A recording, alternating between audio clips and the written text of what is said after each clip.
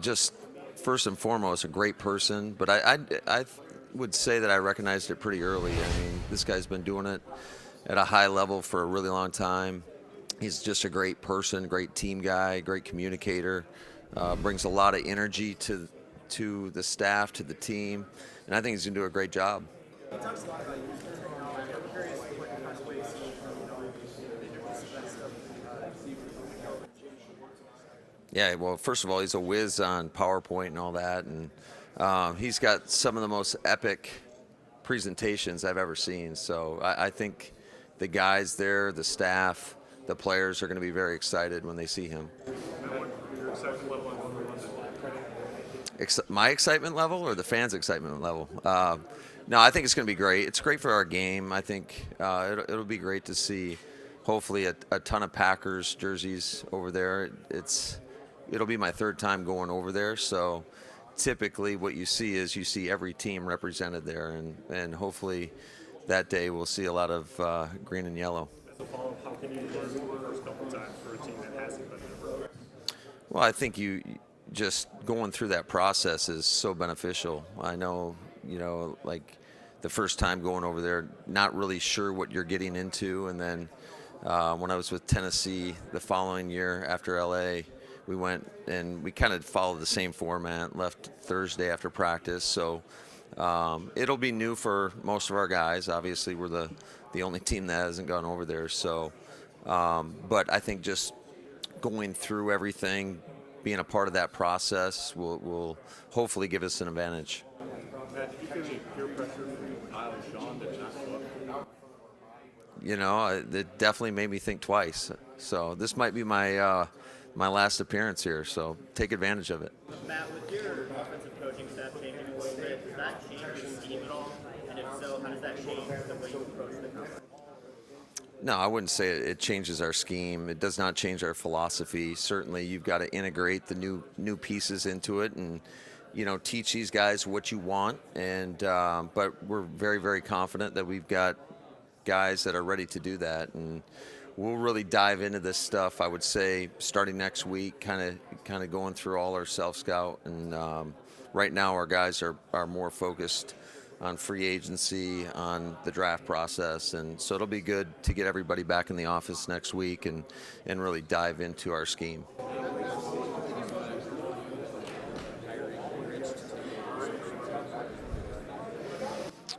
Well, I think you just look at the guy's experience. He's got such a proven track record. In my opinion, he should be a head coach in this league. I thought just the job he did with the Raiders last year was unbelievable, and getting a chance to be around him and get to know him, it's not a secret as to why guys love being around him, love playing for him. I can tell that he's going to demand a lot from our guys, but he also cares so much just about everybody he's working with. So we're super excited to have a guy like that. Again, his track record, I would say it speaks for itself, and I think we're going to all benefit from learning from him.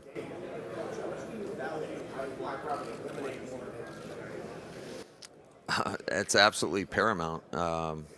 If you're not going to block, and you're going to have a hard time getting on the grass. So I think that's where it starts, and I would say that it's not typically a talent thing. It's more of a willingness, a want to, a desire to be great and be well-rounded. And I think that's something that I learned early on in this league, watching guys like in Houston with Andre Johnson. He was one of the premier, if not the best receiver in the league, and to watch how he would go out there and compete down in and down out, whether it's run or pass, that really kind of set the standard in my mind of what it looks like. And I think we've done a pretty good job for the most part, just stressing that importance, the all 11 mentality, because I'd say a lot of times that you see these big explosive runs, these touchdown runs. I mean, the receivers are an integral part of that. They're making key blocks down the field, and it's all about that effort that they play with.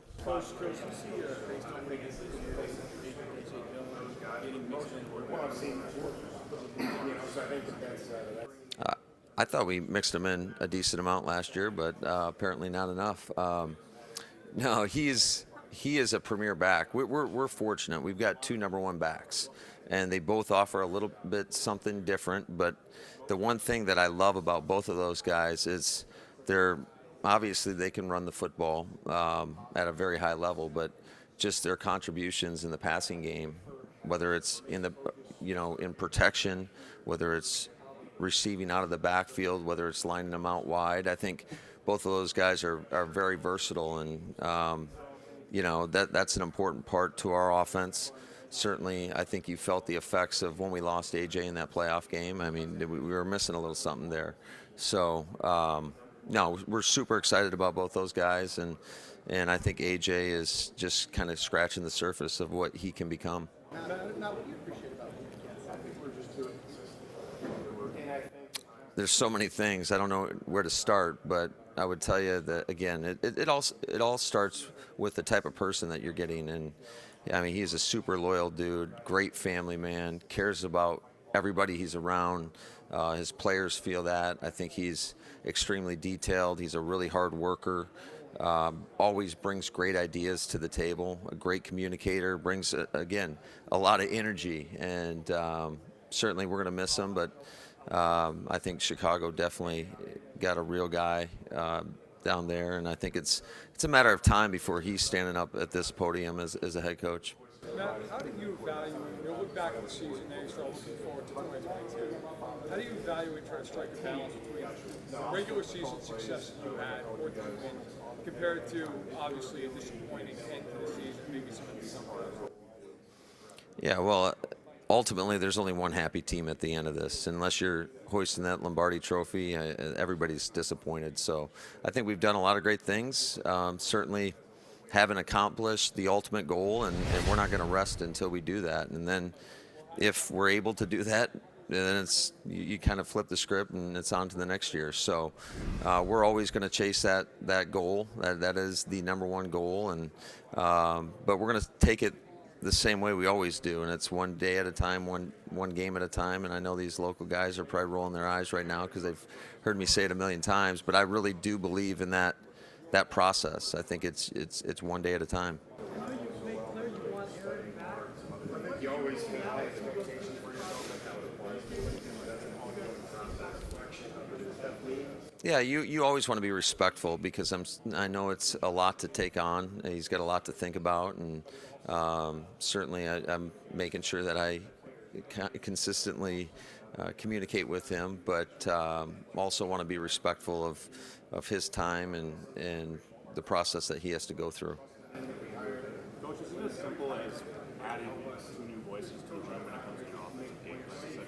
We've heard a lot for years about the jobs that they had, the voices they gave that game plan. Is it as simple as just adding Tom and Steno into that mix and then where you go?